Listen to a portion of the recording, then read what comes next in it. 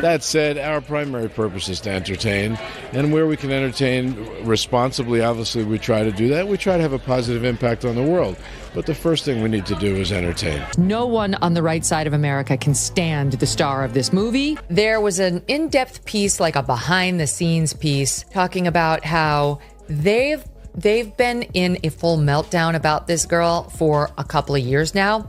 What transpires when a fairy story becomes a PR catastrophe? The live action of Disney with a budget of an incredible $250 million and support from one of the most powerful studios in the world. Snow White was expected to be a crown jewel, modern take on a classic story, starring a rising Gen Z icon. With that kind of investment, success seemed inevitable, but instead of magic, it caused such a meltdown that even AMC, the country's largest theater chain, did the unthinkable and pulled the film from theaters not because of a scandal or a natural disaster, but because audiences didn't want anything to do with it at the heart of this chaos. This is the account of how Snow White became the worst humiliation in Disney's recent history and how a one-unplanned moment sparked a series of events that rocked Hollywood to its foundation. One moment, one interview, one live meltdown that destroyed a fairy tale without providing any prior notice. AMC announced that Snow White will no longer be showing in theaters. There would be no soft landing or phase out. Spent $170 million to make the thing, and it had the lowest opening, under $50 million, of any of these live-action Disney remakes that they've ever had. This wasn't your typical film. AMC, usually Disney's most dependable partner, essentially declared, "This is losing us money. We're done." In reference to the live-action remake of the first full-length animated feature in movie history. One of the most renowned Disney assets ever made, the industry was shocked by the move. And so I've got some bona fides here on being fair. The movie was absolutely terrible. Disney releases are typically guaranteed box office hits, even if the less well-liked ones linger for a few weeks. However, Snow White had taken off so quickly that exhibitors couldn't justify keeping it on their screens, because no one was showing up. Rachel Zegler's casting as the lead felt like a smart move because she was coming off of West Side Story, had vocal chops, appealed to Generation Z, and represented the kind of inclusive casting Disney had been leaning towards. She wasn't just playing Snow White, she was supposed to redefine her. However, the tone changed when the interviews began. Zegler started making headlines for saying things like it's no longer 1937, she's not going to be saved by the prince, she's not dreaming about true love. It's no longer 1937, and we absolutely wrote a Snow White. That laugh. That is not going to be saved by You the wrote prince. She's not going to be saved by the prince, and she's not going to be dreaming about true love. She's dreaming about becoming the leader she knows she can. Perhaps that sounds empowering to modern ears, but to Disney's core audience, families who grew up with the original, it sounded like she was throwing the source material under the bus. The backlash was swift and vicious, and fans began accusing her of disrespecting the role, the legacy, and even the audience. What should have been an empowering reinterpretation was now being painted as an attack on a beloved childhood memory. Disney was getting ready for a massive promotional push, a full PR tour, TV appearances, and social media rollouts. And then came The View. The studio handpicked the show as a safe, friendly platform where Zegler could make corrections, but instead it became the tipping point live on national television. And Zegler once more dismissed the original story. The original cartoon came out in 1937, and very evidently so. There's a big focus on her love story with a guy who literally stalks her. Say it louder so your other eye can hear you. So we didn't do that this time. Brought up irrelevant political topics while ignoring the well-practiced talking points. Insiders claim that Disney had fed her, and that producers were frantically trying to persuade her to change course behind the scenes. But she persisted. By the end of the segment, co-hosts were rushing to cover the chaos, and the show abruptly cut to commercial.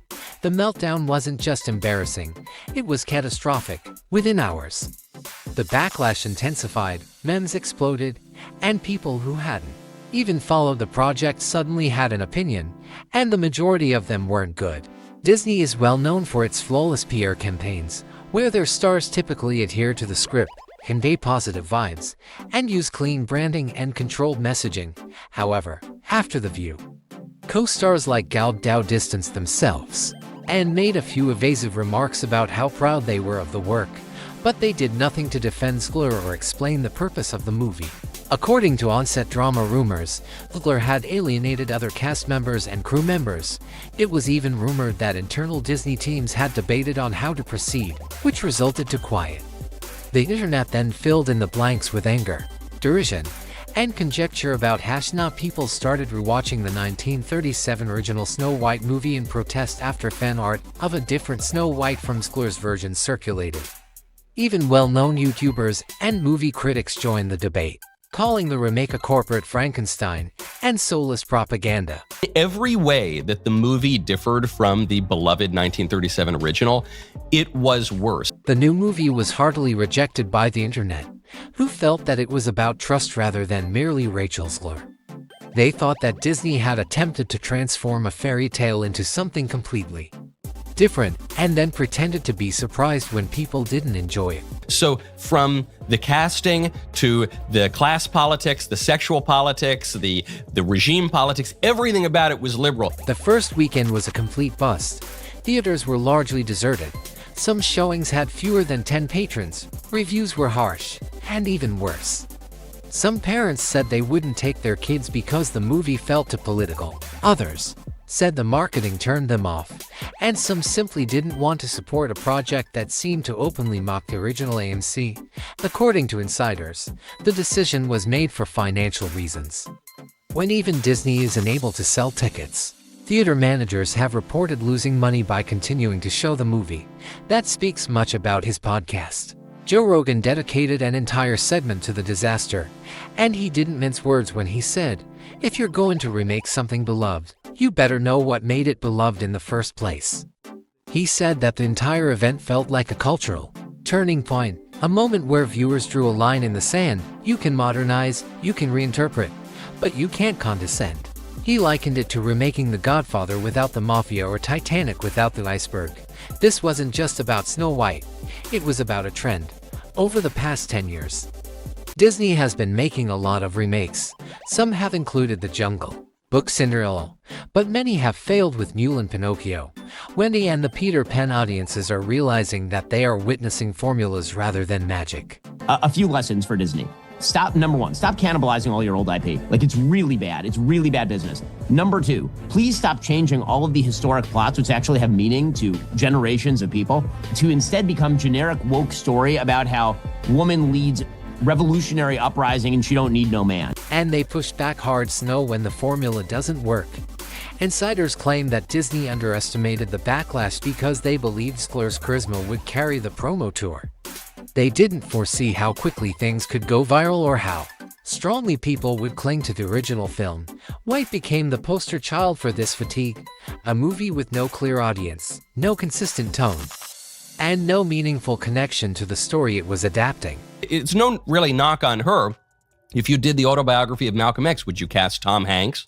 If you remade Moana, would you cast a little Irish guy? No, you wouldn't. So that was off the top. Bob Iger, who came back to helm following AMC's announcement.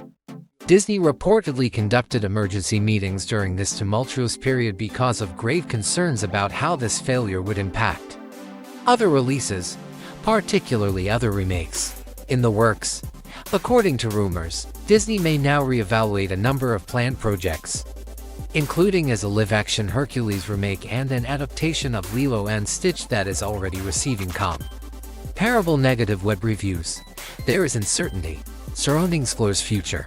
While some fans continue to support her and commend her for speaking her mind, others think she mishandled her role and alienated the very people who could have helped the movie succeed. Her next few roles could indicate whether studios view her as a liability or just an actress embroiled in a bad PR storm. In any event, she will always be associated with the meltdown. The Snow White incident taught the entertainment industry as a whole that you cannot rely solely on brand awareness, disrespect your audience, and expect applause, or expect one viral interview to go ignored. According to reports, studios are now tightening contracts, revising media training procedures, and requesting greater control over press appearances. The intention is to prevent another breakdown like this one. However, there is a drawback. Snow White demonstrated how easily things can go wrong. And if celebrities sound overly staged or artificial, fans may reject them as false. Snow White will only be remembered for one thing, the meltdown, not for its lyrics, images, or performances. When a star makes fun of a fairy tale, your audience feels deceived. And when your theater chain pulls the plug, it's no longer just a bad movie, it's a warning. The next time Hollywood tries to rewrite a classic, you can bet they'll remember what happened when Snow White melted down live in front of the world. A live interview that broke a $4 billion movie was so raw and chaotic that it sent an entire studio into damage control and sent a message to the world that even Disney isn't unbeatable.